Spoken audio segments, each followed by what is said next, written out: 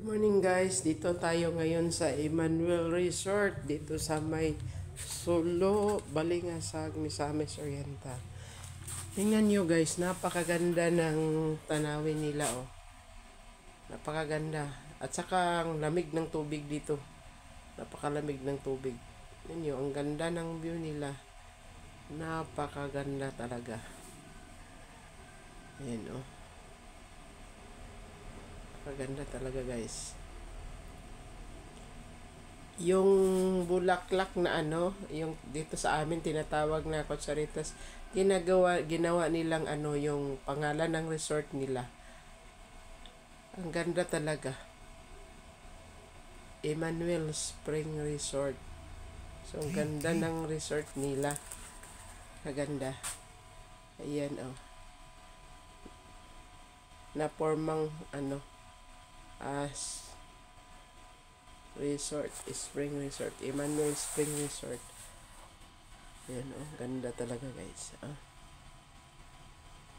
Lapitan natin yung ano, yung ano nila resort. Kasi dito lang tayo sa labas guys, hindi tayo pwedeng pumasok. Wala tayong pambayad ng entrance fee. Kaya dito lang tayo sa ano nila, bakod. Tingnan lang natin yung resort nila. Ayan oh.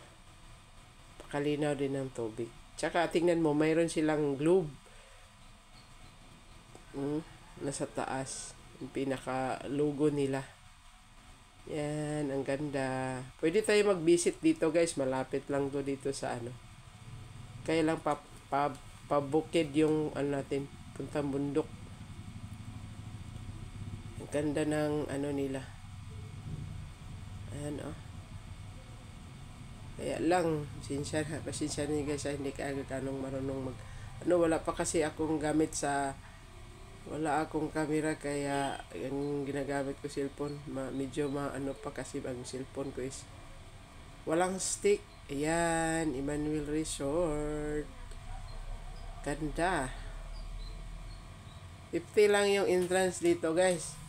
So kung pwede mo mag-inquire dire guys, ang ganda.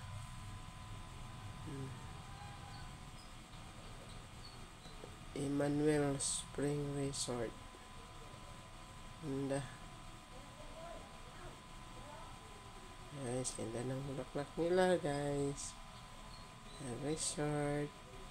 Ganda din ng mga ano nila, ornamental plants sa kanyang mga bulaklak nila. Napakaganda din. Oh, ganda. Ayan, thanks and don't forget to subscribe guys. Bye.